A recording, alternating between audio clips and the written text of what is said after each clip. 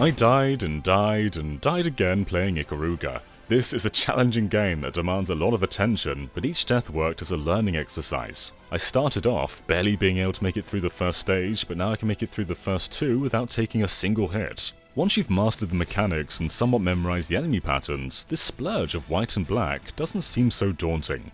Basically, the main gist of Ikaruga is your ship is able to change polarity between white and black. While your ship is white, white bullets won't hurt you, and while your ship is black, black bullets won't hurt you. So while this may look overwhelmingly difficult, keep in mind I'm only actually avoiding the black bullets here. This turns Ikaruga into something of a puzzle game mixed with your traditional vertical shmup.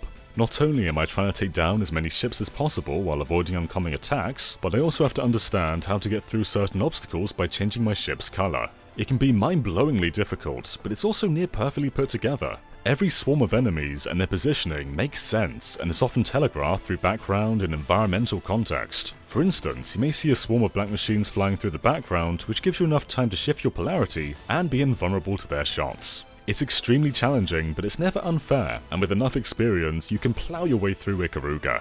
The game's only 5 stages long, and if you're able to, it can be finished in half an hour. But that's not really the point of the game. I mean, yeah, you can turn on infinite continues and just blast your way through recklessly from beginning to end, but the real meat of Ikaruga is in its arcade roots, the high score. Basically, you're able to initiate a combo chain by shooting 3 enemies of the same colour. For instance, if you shoot 2 black ones and then 1 white one, the combo chain will break.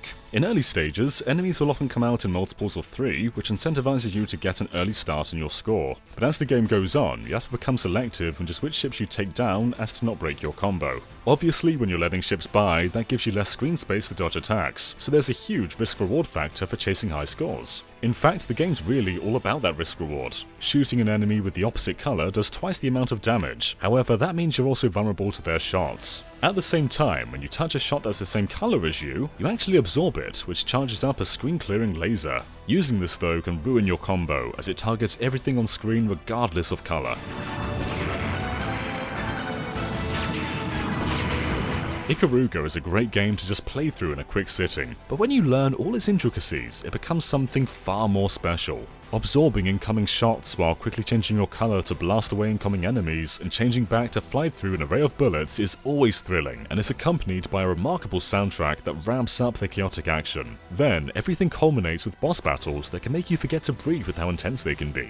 So while the game can technically be finished in half an hour, you'll be able to get dozens of hours out of Ikaruga just trying to master it and making your way up to the top of the leaderboards. To gain a place on the leaderboard, you must do a default 3 lives and no continues playthrough, so be warned, it is not easy. If anything though, the leaderboards are what got me hooked on Ikaruga harder than I ever was on the GameCube.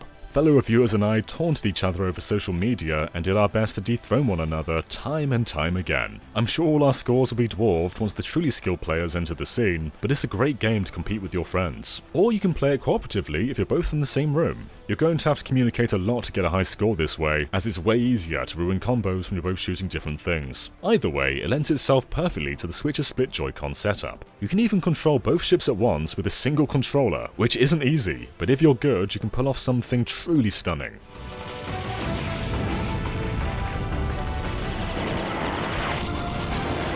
Some of you may know Ikaruga from its original Japanese Dreamcast release, but safe to say the majority of us are more familiar with the GameCube offering. Not a drastic amount has changed outside of a HD facelift, but being able to finally play Ikaruga on a handheld is quite something. Don't worry about the screen being too small either, my performance was just as good in handheld mode as it was docked. The really impressive part though is you can play Ikaruga in Tate mode, which is to say, if you have a stand, like the Kid Icarus Uprising one, you can pop your Switch up vertically and play in the original arcade aspect ratio.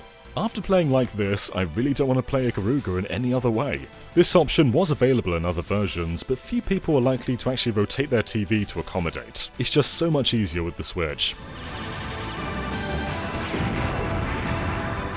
There's a reason Ikaruga is often looked back as the best of its genre. It's clever, rapid, addictive, and most of all, a ton of fun. My only real problem is there's no option just to restart a level. You have to back out all the way to the menu and then boot up the campaign again. It's not a massive nuisance as everything loads pretty fast, but I'd love for them to add a reset button via software updates.